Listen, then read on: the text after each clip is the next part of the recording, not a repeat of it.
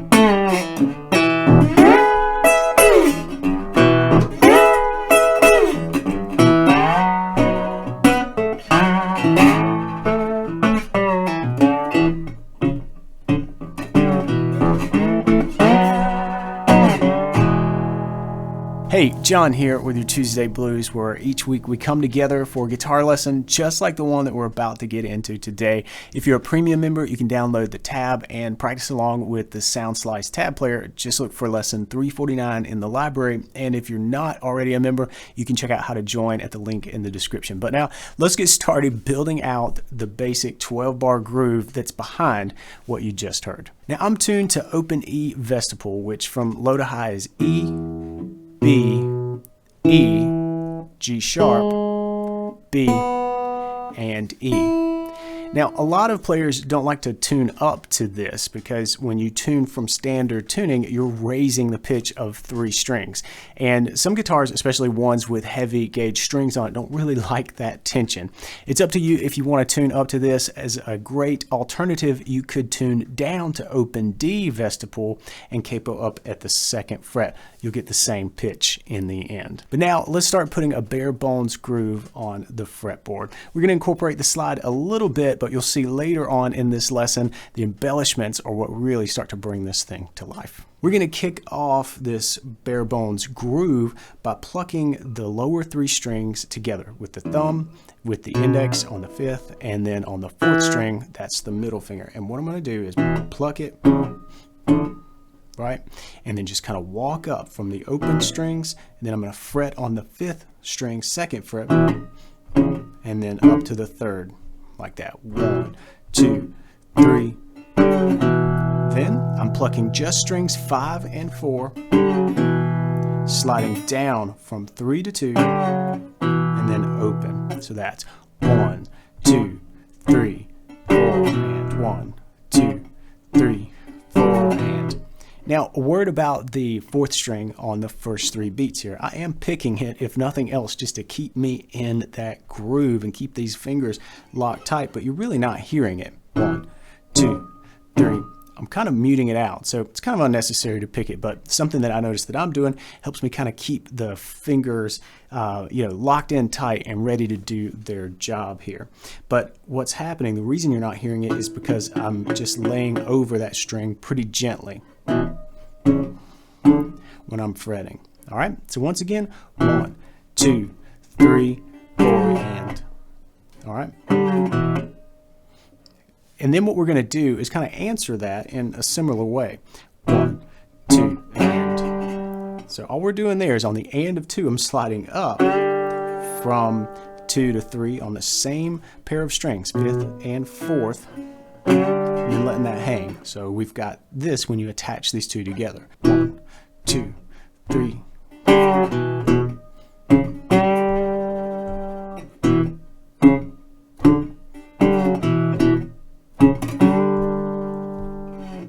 All right, now just repeated that. That's going to be the first 4 bars of our 12-bar blues progression. Then what we're going to do is move up to the 4 chord. All right, and the key of E, our 4 chord, is A.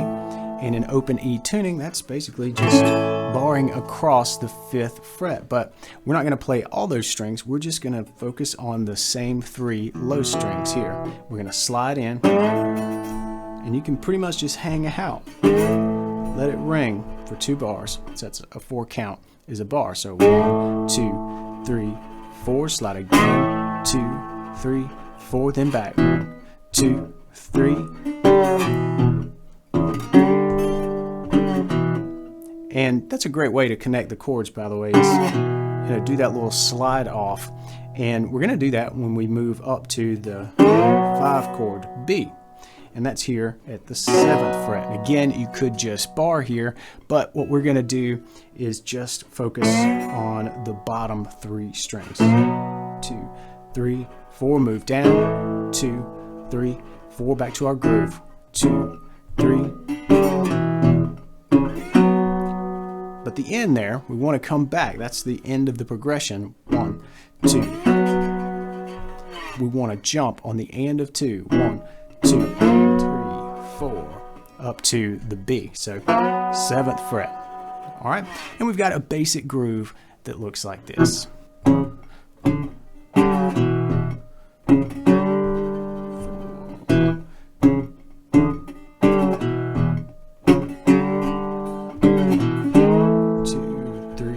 4 again. 2, 3, 4, and 1, 2, 3. 2,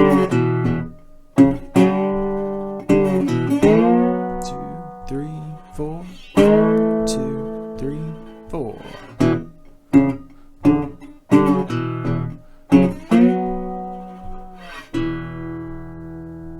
Okay, now that we have that framework built, the foundation is rock solid, right?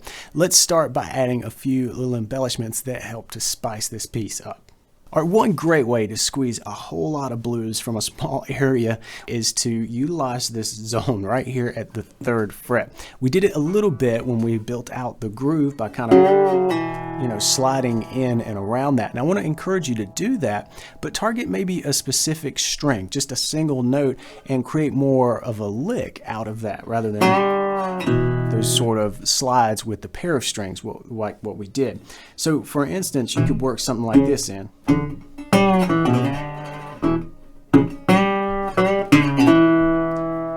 Just playing with the slide coming up from the 2nd fret to the 3rd, back down and plucking the open string. That's a great simple little lick to punch things up.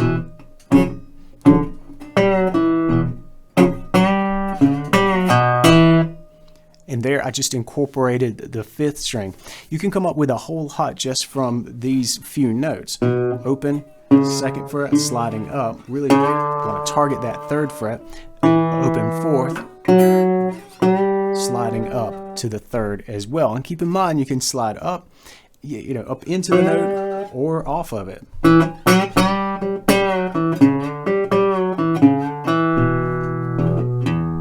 Right? There's so much blues to be had just right there over that fret. And it's a great place to kind of get started embellishing some of the basic grooves like what we just covered. Here's an example.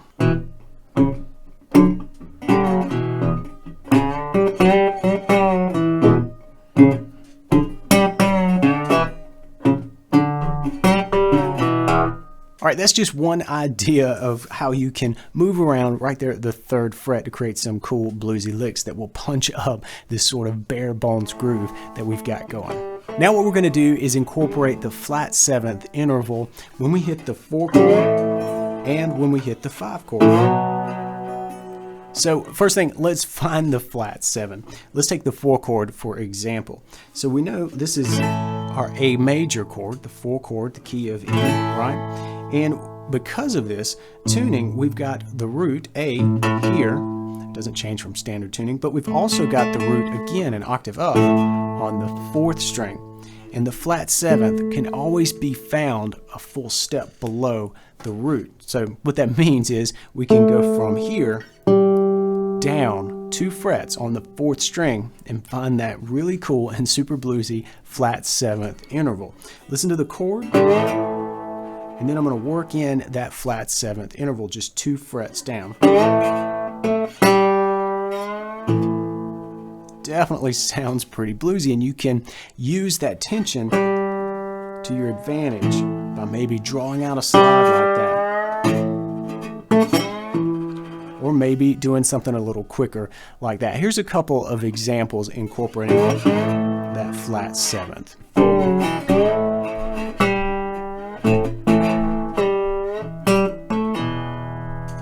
notice that when I played the first go round, I used the slide and kind of drew that note out, but then on the second repeat there,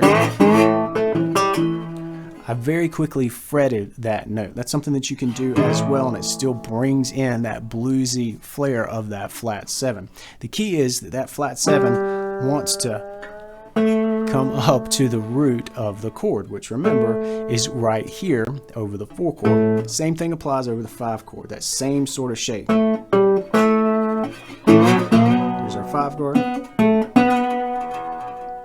So it's a great interval to work in. It's something super simple that you can do, and it adds a whole lot of spice, I think. All right, this just may be the easiest way to kind of make a statement. And kind of like our previous embellishment, this one works great over the 4 chord and the 5 chord, right? And the trick is slide into it twice. Do a double slide here. So instead of just coming up to the chord like this,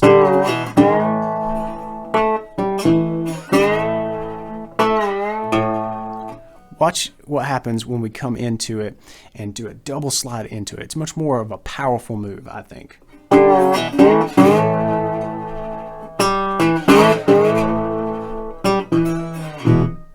Right? A simple addition, a very simple embellishment, but I really think it adds something nice and bluesy. And of course, you can do the same thing that we just did over the 4 chord when we go to the 5 chord.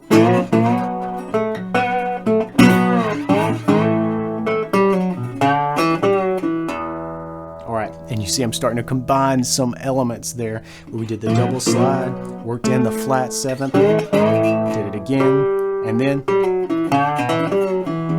worked in our friend the 3rd fret here when we got back down to home bass in E. This next way to embellish the slide guitar part that we're working on here is especially useful when you're playing in the same key that the guitar is tuned to. In our case, that's true because we're tuned to E and we're playing E blues.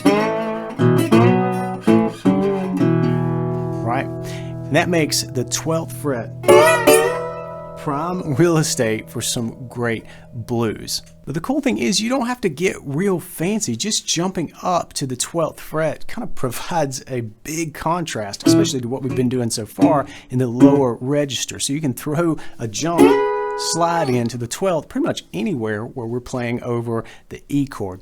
Here's some examples just playing around with that idea.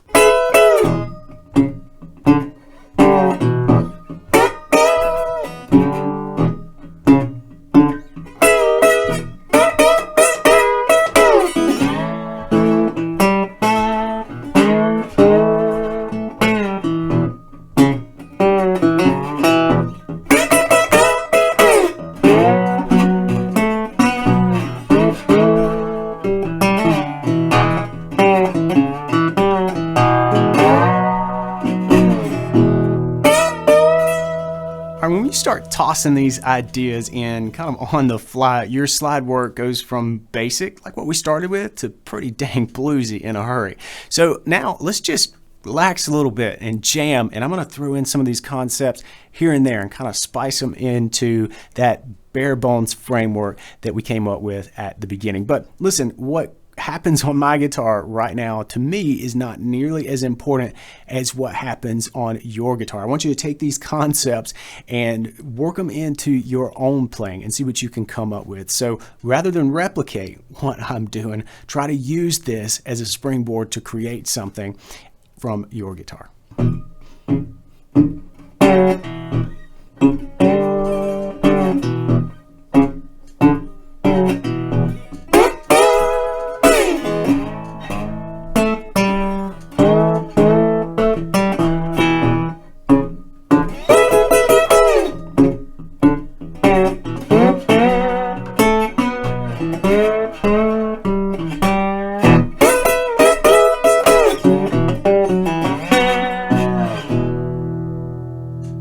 All right, I hope you dig this, and I really hope that you learned something from this video. If so, hit the like button and be sure to subscribe so you don't miss a lesson. They come out each week.